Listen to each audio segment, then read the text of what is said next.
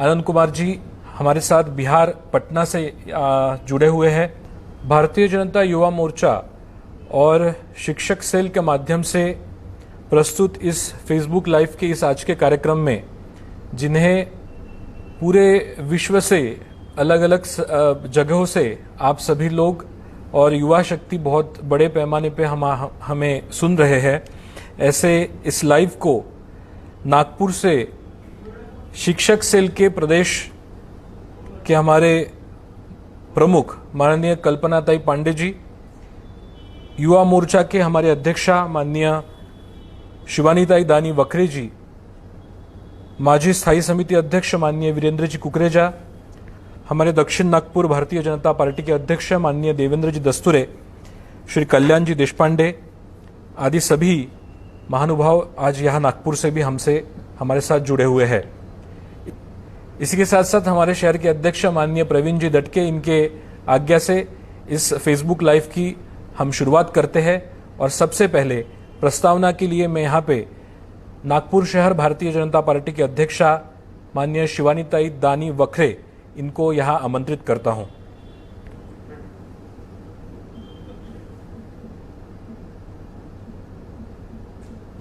धन्यवाद केतन भाई, आप सबको सादर प्रणाम। भारतीय जनता युवा मोर्चा नागपुर महानगर एवं भारतीय जनता पार्टी शिक्षक सेल द्वारा आयोजित इस युवा संवाद कार्यक्रम में मैं आप सबका बहुत बहुत स्वागत करती हूं। गत कुछ वर्षों से नागपुर में 22 जुलाई ये दिन विद्यार्थी दिन के उपलक्ष्य में हम मनाते हैं। हम हर साल हर वार्ड या हर प्रभाग में जो विद्यार्थी 10वीं और 12वीं की परीक्षा उत्तीर्ण करते हैं, उनका सत्कार हम उनको एक जगह पर बुलाकर करते हैं और फिर उन्हें एक मोटिवेशनल स्पीच या फिर मोटिवेशन का एक कार्यक्रम करते हैं। लेकिन कोरोना की महामारी की वजह से जब हमारा केवल नागपुर महाराष्ट्र देश ही नहीं पूरी दुनिया जब जूझ रही है, तो वो कार्यक्रम करना संभव नहीं होगा।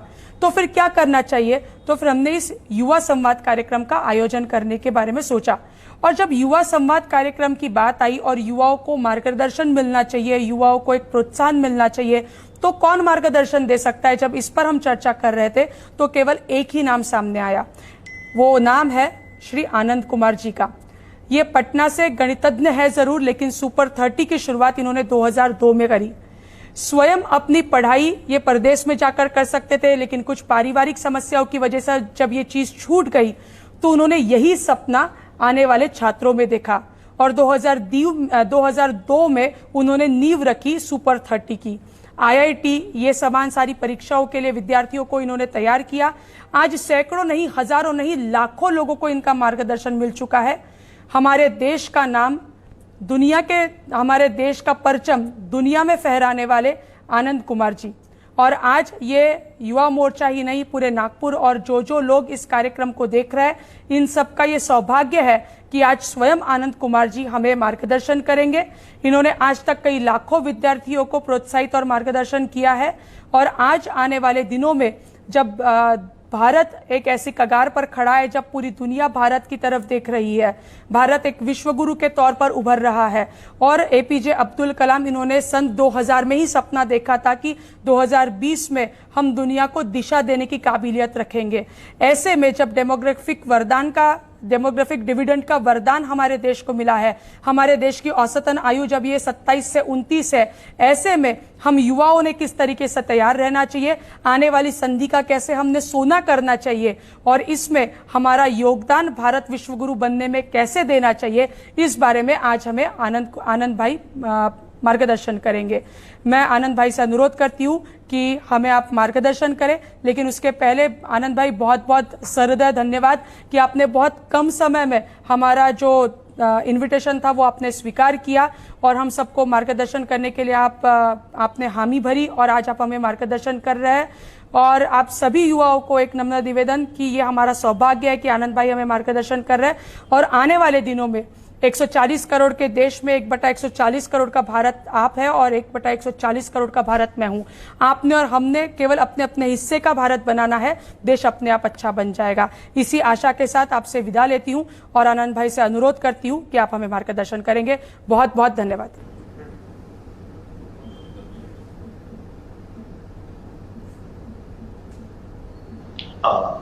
बहुत बहुत धन्यवाद जो आप लोगों ने इतना अच्छा मंच दिया नागपुर आकर बोलने का।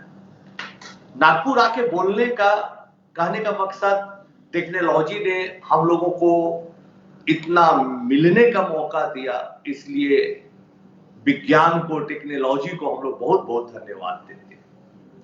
सबसे बड़ी बात है कि नागपुर में जो आप लोगों से प्रेम बना है, जो व्यवहार बना है, उसकी बात ही कुछ और है। अपने जीवन काल में कई बार नागपुर आकर आप युवाओं से, विद्यार्थियों से मिलने का मौका मिला, लेकिन कोरोना वायरस के संकट पर आपकी याद आती थी। और ये मैं आपको बताना चाहूंगा कि मैं जब भी नागपुर आया हूं, अपनी बातों को आपके सामने रखा हूं, तो बहुत मेल, बहुत मैसेज हमारे पास आए जिसकी चर्चा मैं नहीं कर सकता हूं, बता नहीं सकता हूं कि कितना ह्यूज रिस्पांस आप लोग देते हैं। तो दोस्तों, अब हमारी जिम्मेवारी बन गई कि इस कोरोना महामारी के संकट में भी एक बार आपसे मुलाकात हो। मैं बहुत बहुत धन्यवाद देता हूं प्रवीण जी डकाते का, समय जी का, शिवानी दानी जी का धन्यवाद देना चाहता हूं, कल्पना ताई जी का धन्यवाद देना चाहता हूं, विक्की जी का, देवेंद्र दस्तूरे जी जिन्होंने काफी मेहनत किया है इस कार्यक्रम को आयोजन करने में, कल्याण देश पांडे जी का भी बहुत बड़ा हाथ है इस कार्यक्रम को आयोजित करने में। मैं तमाम लोगों को धन्यवाद देना चाहता हूं, ब्रजेश मानस जी को भी धन्यवाद देना चाहता हूं कि उन्होंने सौभाग्य दिया एक बार आप लोगों से फिर मुलाकात करने का। आजकल मैं देख रहा था ईमेल पर बहुत सारे प्रश्न आ रहे थे कि सर मैं क्या करूं, कोरोना का ये संकट है, पढ़ाई नहीं हो रही है, स्कूल बंद है। तो हमारे मित्रों, आपको थोड़ी भी चिंता करने की जरूरत नहीं है। सबसे पहली बात कि आप ये सोचिए कि ये जो कोरोना का संकट है, ये सिर्फ नागपुर के लिए नहीं है, हमारे देश के लिए नहीं है, दुनिया के लिए पूरे संकट का माहौल बना हुआ है। पूरी दुनिया इस संकट से जूझ रही है, लेकिन घबराने की जरूरत नहीं है। स्वामी विवेकानंद कहते थे कि जीवन में दुख और सुख दोनों है। स्वामी जी ये भी कहते थे कि जो इन विकट परिस्थितियों में भी अपने आप को बनाए रखता है, वही विजेता बनता है। मैं अक्सर स्वामी जी की किताबें पढ़ता था अपने विद्यार्थी जीवन में और पाता था कि एक अजीब सा ऊर्जा का प्रवाह अपने शरीर में, एक पूरे जोशो खरोश के साथ आगे बढ़ने की जो मोटिवेशनल बातें होती थी, मोटिवेशनल बातें उनकी होती थी, अद्भुत हुआ करती थी। इसलिए मुझे आज याद आ रही है स्वामी जी की बातें कि इस प्रतिकूल परिस्थितियों में हम लोग धारा के विरुद्ध बहते हुए, हम भारतीय, भारत माता के लोग संघर्ष करके पत्थर का सीना तोड़कर दिखाएंगे कि हम भारतीय युवा हैं और हमारी क्षमताएं क्या है। घबराने की तो एकदम जरूरत नहीं। बहुत सारे बच्चे, जब मैं नागपुर गया था तब भी पूछते थे सेमिनार में कि सर आप ये बताइए कि पढ़ाई कैसे हो। हमने पूछा भाई क्या दिक्कतें हैं आप बताएं। तो सर दिक्कतें तो बहुत है, दिन में स्कूल चला जाता हूं, कुछ बच्चे बोले कॉलेज, शाम को ट्यूशन, कोचिंग, समय कहां मिलता है? समय तो मिलता ही नहीं। दोस्तों, ये प्रकृति ने, ये ईश्वर ने आपको एक मौका दिया है, एक चांस दिया है, एक अवसर दिया है अपने आप को और बढ़ा लेते। कभी ऐसा न सोचे कि ये हम लोगों को पीछे ले जाने की बात हो रही है, बल्कि एक आगे बढ़ने का मौका दिया हुआ है। अब तो न स्कूल जाने की जल्दीबाजी है, ट्यूशन कोचिंग समाप्त है, थोड़े बहुत ऑनलाइन क्लासेस हो रहे हैं, परीक्षाएं भी लंबी खींच गई हैं। इसका मतलब ये आप कभी मत समझे, ऐसा कभी आप नहीं सोचे दोस्तों कि आप बिना मतलब का जी रहे हैं, बल्कि अब आपको एक मकसद बनाना होगा जीवन का, और वो मकसद बनाने का वक्त अभी आ गया है। तमाम प्रतिकूल परिस्थितियों में भी अवसर तलाशने का वक्त अभी आ गया है। मैं अपना छोटा सा एग्जाम्पल दूंगा, मैं मामूली एक शिक्षक हूं, फिर भी अभी कोरोना वायरस में जैसे ही हमारे माननीय प्रधानमंत्री जी ने जनता कर्फ्यू का आह्वान किया, मैंने तुरंत शुरू कर दिया सॉल्व एंड विन जैसे चैलेंजिंग प्रॉब्लम्स को देना अपने सोशल मीडिया पर। दैनिक भास्कर, नवभारत टाइम्स, कई अखबारों के लिए रेगुलर कॉलम लिखना, सप्ताह में 5 दिन 7 दिन तक मैंने लिखा। आप लोगों से बातचीत करना वेबिनार के जरिए से, खोजना, सोचना कहां कहां मैं गया था, कहां के बच्चों का ज्यादा क्वेश्चन आता, उनसे एक बार मुलाकात की जाए, ऐसी बातें आजकल मैं कर रहा हूं। अपने आप को इंप्रूव करने के लिए ऑनलाइन के जरिए कैसे जाया जाए, ऑनलाइन टीचिंग करके आप लोगों तक कैसे पहुंचा जाए। मैथमेटिक्स अभी मैं 30 बच्चों को पढ़ाता था और ज्यादा से ज्यादा बच्चों तक कैसे टेक्नोलॉजी के माध्यम से पहुंच पाऊं, ये बात है। तो अभी क्या, इस कोरोना के संकट के पहले हमें लोग बुलाते थे, आप लोग मुझे आमंत्रित करते थे कि आइए आनंद कुमार आप बच्चों से मिलिए, उनको उत्साहित करिए, उनका मार्गदर्शन करिए, ऐसी बातें अक्सर हुआ करती थी। उस समय तो टेक्नोलॉजी के माध्यम से हम लोग मुलाकात कर सकते, एक दूसरे से बात कर सकते, और अभी आपको लाइव हम लोग एक दूसरे को जैसे बात कर रहे, देख रहे, ऐसा महसूस कर सकते, ऐसा विकल्प ही नहीं था, ऐसा ऑप्शन ही नहीं था। लेकिन कोरोना संकट ने मौका दिया है लिखने का, पढ़ने का, टेक्नोलॉजी बढ़ा के दुनिया को छोटी करने का। तो ये बहुत बड़ी बात है। अभी हमारे संघ परिवार के कुछ लोग हमारे साथ, अमेरिका के लोगों से हम लोगों ने बातचीत की, सेमिनार किया, वेबिनार किया। तो ये सब टेक्नोलॉजी के जरिए हो सकता है। तो मेरे कहने का ये मकसद है, मतलब है कि इस कोरोना संकट में आपके पास अवसर है, आपको अपने आप में बदलाव लाना होगा, सोचना होगा कि इस नए दौर में मैं क्या कर सकता, मैं क्या कर सकती, क्या ये जो मुझे समय मिला है, जिसकी शिकायतें होती थी कि भाई कॉलेज में टाइम और शाम को ट्यूशन में टाइम खत्म हो जाता है, तो अभी क्रिएटिव काम करने के लिए आपको टाइम मिला है, सेल्फ स्टडी करने के लिए आपको टाइम मिला है, अपने आप को समय के अनुसार बदल के टेक्नोलॉजी से जुड़ के ज्यादा लोगों तक पहुंचने का मौका मिला है। बहुत सारे युवा साथी पूछते हैं, ईमेल करते हैं, पूछते कि सर मुझे डर लग रहा है नौकरी चली गई या चली जाएगी, इस तरह का। नहीं, ऐसा कभी नहीं सोचे। ये प्रकृति का नियम है कि जब जब दुख आता है उसके बाद सुख आता है। स्वामी जी हमेशा कहते थे कि दुख और सुख एक पहिए के दो पहलू है, इस साइड है एक इस साइड, ऊपर नीचे। तो जैसे जैसे दुख और समय का चक्र घूमता है, दुख सुख आता है। तो अभी रात गहरी है, कुछ दिख नहीं रहा है, लेकिन सवेरा तो होगा ही।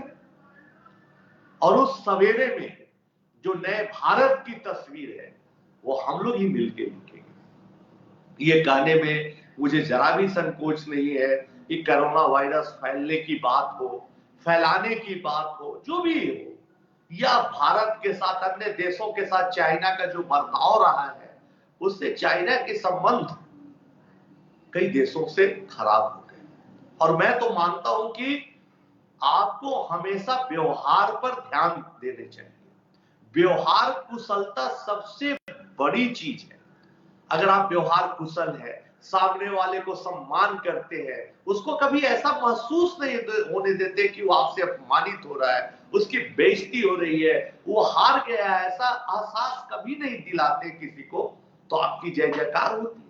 लेकिन चीन हमारे साथ उल्टा किया, हम लोग उसके साथ इतना अच्छा व्यवहार किया, उसके प्रधानमंत्री जी आए तो हम लोगों ने इतना स्वागत किया, मान सम्मान दिया, और हमारे साथ क्या हुआ जो आप जानते हैं। तो चाइना का जो रिलेशन है, अमेरिका, जापान, हर जगह से उसकी स्थिति खराब हो रही है। इसका लाभ हम लोगों को ही मिलने वाला है। इस परिस्थिति का भी लाभ मिल रहा है, अभी तो तुरंत नहीं दिखाई पड़ रहा है, लेकिन आने वाला कल का जो स्वर्णिम भारत है हम लोगों का होने वाला है।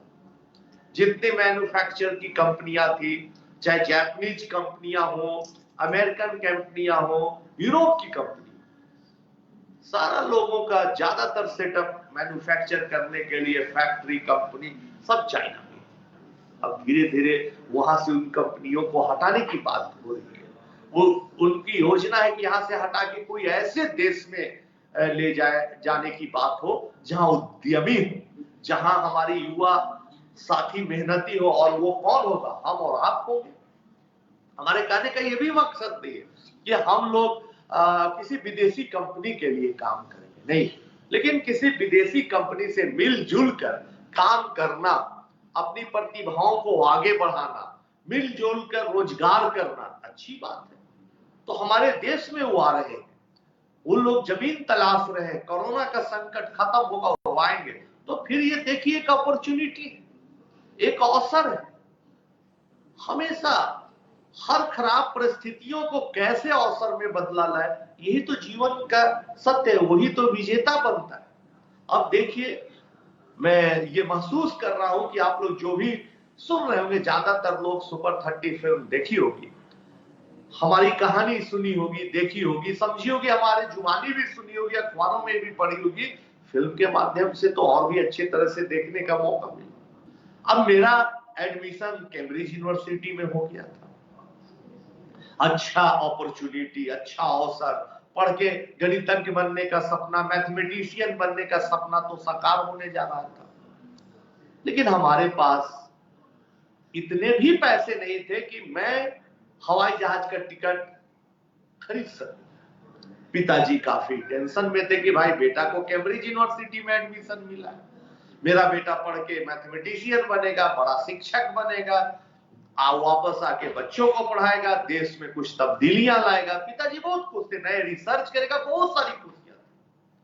लेकिन धनाभाव ने उस खुशी को छीन ली और पिताजी को हम लोग उल्टे पिताजी को समझाते थे, माँ मेरा छोटा भाई पर जो साथ देता है, हम सब लोग के पिताजी अब बस इतना सोचिए, अरे आज नहीं कल फिर मौका मिलेगा, कल नहीं परसों मिलेगा, आने वाला टाइम में मिलेगा। अरे क्या है, हम अपने देश में ही पढ़ाई करेंगे, पटना में ही पढ़ाई करेंगे, आपको इतनी सोचने की आवश्यकता नहीं है। लेकिन पिताजी को हमेशा यह एहसास होता था कि हम अपने बेटे को नहीं भेजेंगे। अचानक एक दिन हम लोग खाना खा रहे थे, सडन हार्ट अटैक हो गया पिताजी इस दुनिया से चले गए। उस क्राइसिस, कोरोना से भी भयानक क्राइसिस था हमारे लिए, क्योंकि हम लोगों ने कोरोना तो धीरे धीरे आया, पहले चाइना, गल्फ, फिर दिल्ली, बॉम्बे करते करते छोटे शहरों तक पहुंच रहा है कोरोना। लेकिन उस समय तो पिताजी अचानक चल गए, जिसकी हम लोग आज तक कल्पना भी नहीं की थी। सडन क्राइसिस, अचानक एकदम अंधकार और शून्यता। कैसे निकले हम? हो सके टूट जाते, कुछ न कर पाते, ज्यादा से ज्यादा पिताजी के जगह पर मिलने वाली सरकारी नौकरी जो अनुकंपा के आधार पर डाक विभाग में मिलती है, पिताजी डाक विभाग में एक मामूली कर्मचारी थे, वो नौकरी करते। लेकिन हम लोग टूटे नहीं, क्योंकि हम लोग स्वामी जी के फॉलोअर हैं। हम लोग स्वामी विवेकानंद को पढ़ा है कि देखो साहस। बचपन में थोड़ा आभास होता था, विश्वास नहीं होता था कि स्वामी जी बोलते हैं कि भाई तुम में तो एकदम अद्भुत शक्ति है। मैं सोचता था कहां शक्ति है भाई, एक आदमी से शायद कुश्ती लड़ो तो नहीं जीत पाओ। अरे तुम तो पहाड़ को टुकड़े टुकड़े कर सकता हो, एक बड़ा पत्थर नहीं हिलता है। तुम समुद्र पी सकते हो, एक 2 लोटा पानी से ज्यादा पीना पॉसिबल है। लेकिन नहीं, स्वामी जी की जैसे जैसे उम्र बढ़ते गई, अनुभव बढ़ता गया, लगा स्वामी जी सच करते हैं।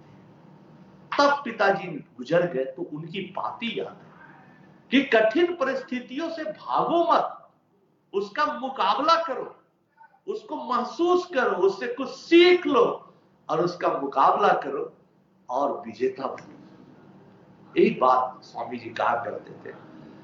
मैंने कुछ दिनों तक प्राइवेट कोचिंग इंस्टीट्यूट में पढ़ाया, जैसा फिल्मों में देखा, लेकिन अंतरात्मा से आवाज आई नहीं। हमारे देश में ऐसे हमारे जैसे हमसे भी ज्यादा मेधावी लाखों विद्यार्थी हैं, करोड़ों विद्यार्थी हैं, जिनके पास मेरिट है, पढ़ने की ललक है, जिज्ञासा है, लेकिन सुविधाएं नहीं है। दोस्तों, ऐसे लोगों के लिए काम करना मैंने शुरू किया। सुपर 30 की शुरुआत कैसे क्राइसिस से अवसर में हम लोगों ने इसको तब्दील किया। हमारे पास जो बच्चे आते हैं, अभिषेक जैसा बच्चा जिसकी माताजी 200 रुपया एक महीना में आज से 20 साल पहले नहीं कमा पाती थी, पिताजी बेरोजगार थे, आया हमारे पास, सर मुझे पढ़ा दीजिए। आजकल आप देखिएगा हमारे फेसबुक पर मैं अक्सर कहानियां लिखता हूं बच्चों, और आज अभी से कैलिफोर्निया में, लंदन में, मॉस्को में, जहां तहां नौकरी करते करते टेक्सास में पहुंचा, अमेरिका में बड़े पोजीशन पर है, खूब खूब पैसे कमा रहा है, अपने माता पिता की सेवा कर रहा है और अपने देश को, अपनी मिट्टी को नहीं भूला। अक्सर आता है पटना, सुपर 30 के बच्चों को पढ़ाता है, उनका मार्गदर्शन करता है। तो मेरे कहने का मतलब है बच्चों, युवा लोग, कि अवसर में बदला उसने, अपनी गरीबी को ही अपना ताकत बनाया। शशि नारायण पिताजी बेचारे मामूली काम करके मुश्किल से घर चला पाते थे, बहुत मुश्किल है। सरकारी स्कूल में पढ़ने वाले ये सब बच्चे, और आज शशि IIT खड़गपुर में गया सुपर 30 के बाद, वहां पढ़ के यूरोपियन स्कॉलरशिप कंपटीशन है, पूरे यूरोप, पूरे अमेरिका और पूरी दुनिया में रैंक मिल रहा है। ऐसा बच्चा जो ठीक से भोजन नहीं कर पाता था, बीमार पड़ जाता था कमजोरी से, जॉन्डिस का शिकार हो जाता था, और आज गूगल में, लंदन ऑफिस में रिसर्च साइंटिस्ट। निधि झा जिसके पिताजी ऑटो ड्राइवर, झोपड़ियों में रहता है परिवार, हो सके कोई शाम चूल्हा न जले उनके घर, सुपर 30 में आकर मेहनत करके बच्ची IIT करने के बाद आज L&T में काम कर रही है। ऐसे सैकड़ों उदाहरण है।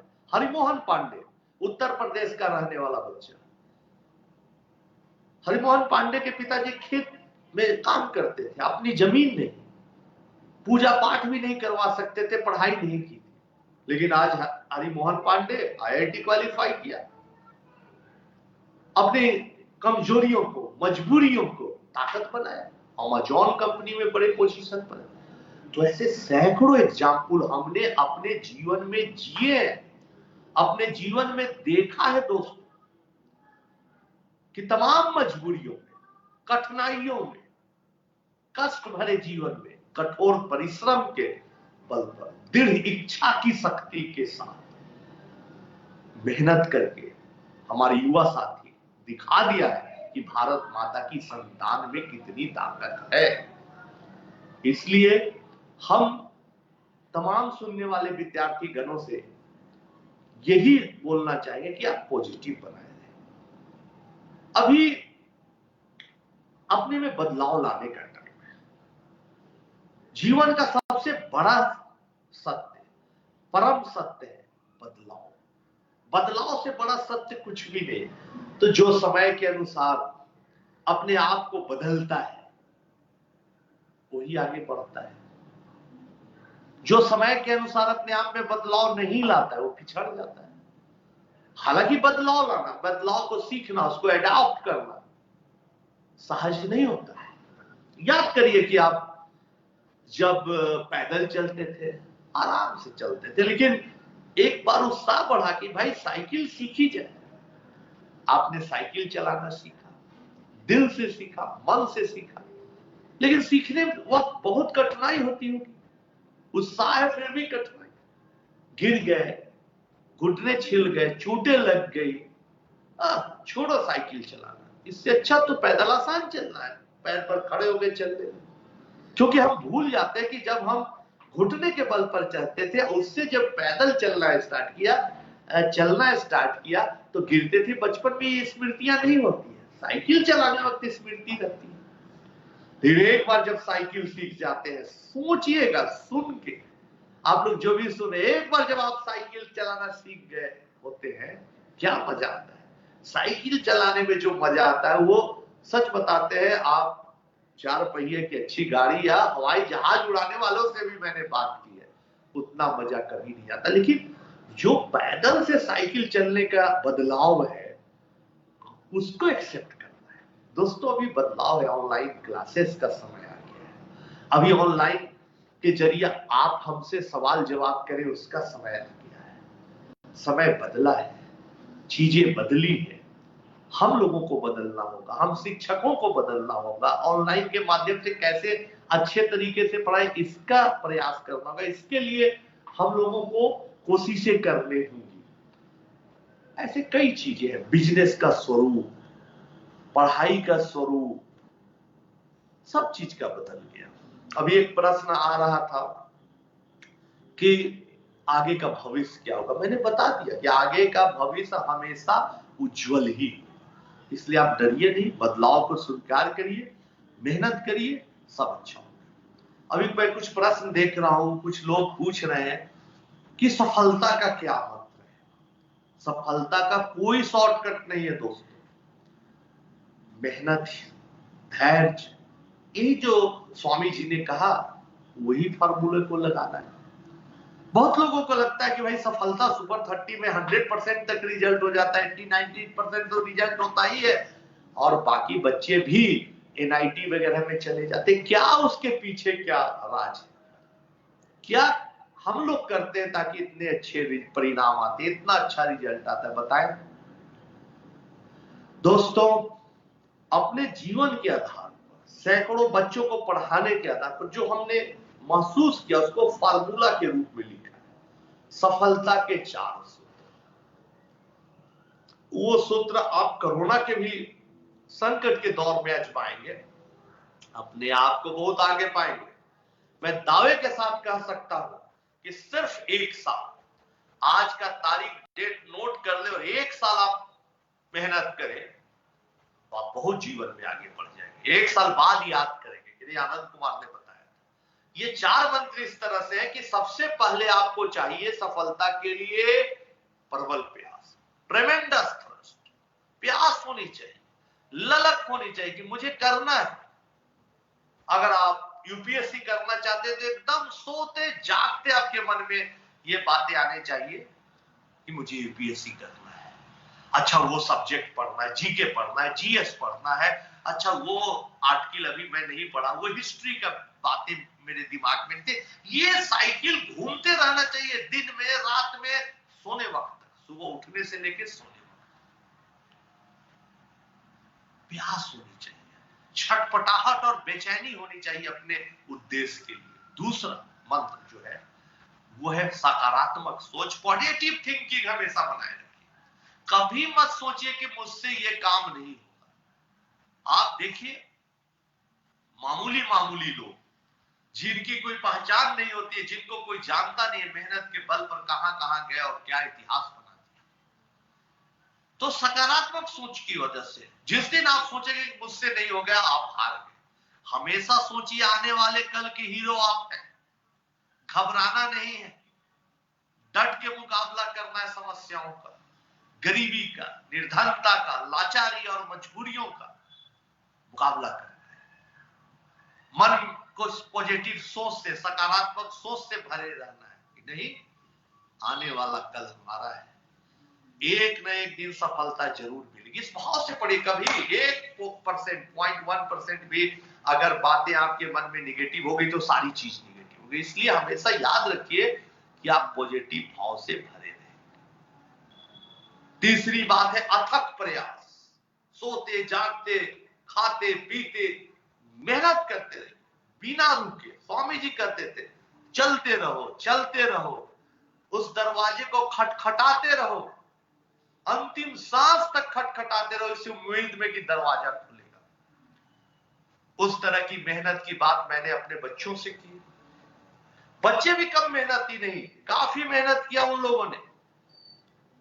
आज सुपर 30 का जो नाम है, जो प्रतिष्ठा है, उन तमाम बच्चों का परिश्रम है, उनकी मेहनत है, कठोर परिश्रम है कि आज सुपर 30 इस मकाम पर है। छुट्टी है संडे को, मान लीजिए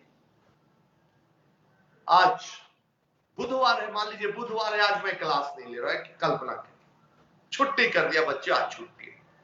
सुबह 6 बजे के अच्छा चलते हैं, बच्चों से हॉस्टल में मिलते, पढ़ते नजर आते हैं। दोपहर में जाता हूं, बच्चे पढ़ते नजर आते हैं। रात को भी कभी कभी 11-12 बजे जाता हूं, बच्चे पढ़ते नजर आते हैं। पड़ोसी बोलते भैया ये सुतता कब है, ये सोता कब है, बच्चे सोते कब है, बच्चे कब सोते हैं पता नहीं। इस तरह का मेरा अथक प्रयास। तो 3 बातों को मैंने बताया कि प्रबल प्रयास, सकारात्मक सोच और अथक प्रयास। लेकिन इन तीनों के बाद एक बात का सबसे ज्यादा महत्व है, सबसे ज्यादा महत्वपूर्ण है, वो बात है असीम धैर्य। ग्रेट पेशेंस, आपको धैर्य बनाना होगा। बहुत बार आप मंजिल तक पहुंच के रुक जाएंगे, लगेगा अब अंधकार है, नहीं होगा। बहुत बार हम बच्चों को प्रॉब्लम देते, जाओ ये प्रॉब्लम बना के लाओ, बच्चा बना के लाता है, सर नहीं हो रहा है, आप बोले तो हम बनाए लेकिन गलत हो रहा है, नहीं आंसर तक नहीं पहुंच रहे। हम कहे भाई एक बार और जोर लगा, नहीं सर बड़ा टफ प्रॉब्लम दे, हमें टफ तो है, जीवन ही टफ है, तुम बनाओ। 2 दिन 4 दिन बाद बच्चा आता है, कहता है कि भाई बना रहे हैं, नहीं बना सर, हमसे किसी भी हालत में नहीं बना। अब लगता है कि नहीं बन पाएगा, हम हार रहे हैं सर, अब कि नहीं, यही तो जीवन है कि रात जितनी गहरी हो रही है, रात जितनी अंधेरी हो रही है, सवेरा के तुम उतने नजदीक हो रहे हो, एक बार और जोर लगा के देखो। बच्चा बनाता है और सवाल बन जाता है। इस भाव से आपको भी मेहनत करनी है, इस भाव से भी आपको लगना होगा। देखिए आने वाला कल आपका ही होगा, आने वाला कल इस भारतवर्ष का ही होगा और दुनिया हम लोगों को याद करेगी। दोस्तों एक बात और बनाना चाहता हूं, कुछ सवाल आ रहे थे कि भाई पॉलिटिक्स में जाना चाहिए या नहीं। एकदम जाना चाहिए। अगर आपका स्किल पढ़ाने का है तो मैं मास्टर हूं, मैं टीचर हूं, हमारा पॉलिटिकल स्किल नहीं है। मैं राजनीति में नहीं जाना चाहता हूं, मैं पढ़ाई के माध्यम से शिक्षक बन के ही समाज को बदलना चाहता हूं। कोई फुटबॉल प्लेयर है, अच्छा फुटबॉल खेल के ही देश को सम्मान दिला सकता है। कोई अच्छा डॉक्टर है, लोगों की सेवा करके ही लोगों को आराम दे सकता है, समाज सेवा कर सकता है। लेकिन जिसमें राजनीतिक स्किल है, जिसकी महत्वाकांक्षा है कि हम राजनीति में जाके समाज में बदलाव लाए, उसको जाना चाहिए।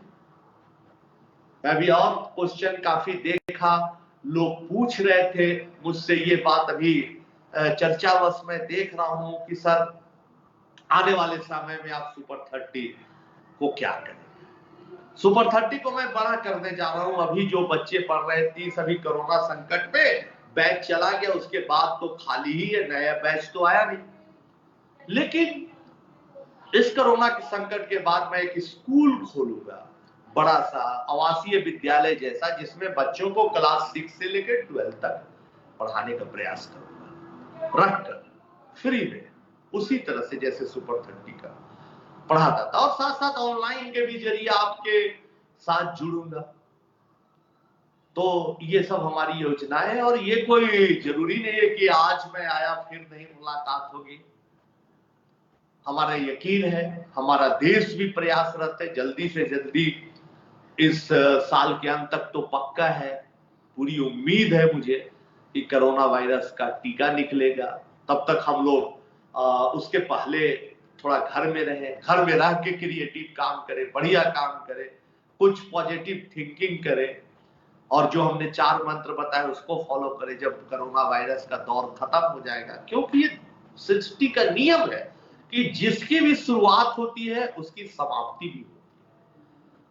कितनी भी रात गहरी अंधेरी हो, सवेरा होना ही है, ये समय का नियम है। इसलिए फिर दिन सुनहले आएंगे, फिर आप लोग मुझे बुलाएंगे, फिर मैं नागपुर आऊंगा, आप लोगों से बातें करूंगा, आप लोगों के सवालों का जवाब दूंगा। इसी दिन का मुझे इंतजार है। आज मैं धन्यवाद देना चाहता हूँ तमाम लोगों को एक बार फिर से, जो आप लोगों ने मुझे इस कार्यक्रम में बुलाया, इतना मान सम्मान दिया और इस प्रोग्राम में आके, इस कार्यक्रम में आके हम बच्चों से बात करके, विद्यार्थियों से बात करके, देश के तमाम ऊर्जावान नौजवानों से बात कर, मैं आज अपने आप को ऊर्जा से भरा महसूस कर रहा हूं, जो हमारी बातों से भी आपको लग रहा है। इसलिए मैं आपको ये बताना चाहूंगा कि ये सिलसिला जारी रहेगा। आप लोगों पढ़िए, लिखिए, मेहनत करिए, कुछ समाज के लिए नया करिए, गिव बैक टू सोसाइटी दीजिए, भारत माता के लिए सोचिए। देश हमें देता है सब कुछ, हम भी तो कुछ देना सीखे। अभी कोरोना संकट में भी मैं चलते चलते ये बताना चाहूंगा कि आपको देने के लिए बहुत कुछ है। कैसे आप कोरोना पीड़ित की मदद कर सकते हैं, कोरोना के चलते जो गरीब तबके के लोग हैं उनको कैसे खाना दे सकते हैं, उनकी मदद कर सकते हैं, कुछ रोजगार के नए तरीके सिखा सकते हैं, बहुत कुछ है। कोरोना संकट में भी, या कोरोना संकट जैसे ही खत्म हो उसके बाद एक नए भारत का निर्माण होगा, उस नए भारत के निर्माण में भी आपकी जरूरत है। तो आप देश के लिए तैयार रहे, क्योंकि सच है देश हमें देता है सब कुछ, हम भी तो कुछ देना सीखें। और जितना आप दीजिएगा, जितना लोगों को आप करिएगा, उतना आपको उतनी खुशी आपको मिलेगी। आज का दिन बहुत अच्छा है। देवेंद्र फडणवीस जी एक अच्छे युवा तुर्क है, नेता है, और उन्होंने समाज में तब्दीलियां लाने के लिए काफी प्रयास किया है। मुझे उनका हमेशा प्यार सम्मान मिला है। हमारी किताब आई बीजू मैथ्यू शायद, उसका लोकार्पण के लिए जब हम लोग बॉम्बे गए तो उन्होंने लोकार्पण का समय दिया और हमारी किताब का लोकार्पण किया। फिर उसके बाद जब हमारी फिल्म आई तो उसको टैक्स फ्री किया, घोषित किया, मुझे बुलाया, चाय पिलाई, मान सम्मान दिया। तो आज उनका जन्मदिन है। मैं तहे दिल से उनको दुआएं देता हूं, शुभकामनाएं करता हूं कि आने वाले टाइम में वो देश के लिए ज्यादा से ज्यादा कुछ अच्छा करें। तो दोस्तों, फिर से एक बार सभी लोगों का, तमाम आयोजकों का दिल से धन्यवाद। बहुत मजा आया, आपको भी मजा आ रहा होगा, ये मजा आएगा। और मैं वादा करता हूं कि इस कोरोना क्राइसिस के बाद मैं जरूर नागपुर आऊंगा, मुझे इंतजार रहेगा आपके आमंत्रण का। बहुत बहुत धन्यवाद। भारत माता की जय। धन्यवाद आनंद जी, आपने आज यहाँ पे हमारे इस फेसबुक लाइव के माध्यम से नागपुर के ही नहीं तो हमारे फेसबुक लाइव के माध्यम से जुड़े हुए लाखों युवाओं का आज आपने मार्गदर्शन किया है और बहुत ही अभिनव तरीके से आपने हम सबको प्रेरित किया हुआ है। अभी आगे हम आभार प्रदर्शन की ओर बढ़ेंगे और आभार प्रदर्शन के लिए मैं हमारी शिक्षक सेल की अध्यक्षा माननीय कल्पनाताई पांडे जी को यहाँ पे आमंत्रित करूंगा। माननीय कल्पनाताई पांडे।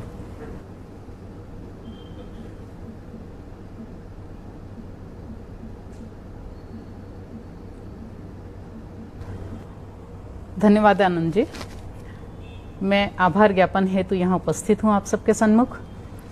सर्वहारा वर्ग के वंचित, पीड़ित ऐसे विद्यार्थियों को इकट्ठा कर संपूर्ण जगत में सेवा कार्य की एक अनोखी मिसाल जिसने पेश की है, ऐसे माननीय आनंद कुमार जी ने हम सबके सामने एक बहुत अच्छे तरीके से विषय रखा। वह भी ऐसे समय रखा कि लगभग सारा विद्यार्थी वर्ग, उनका पालक वर्ग आज पशुपेश में है कि कैसे होगा, क्या होगा।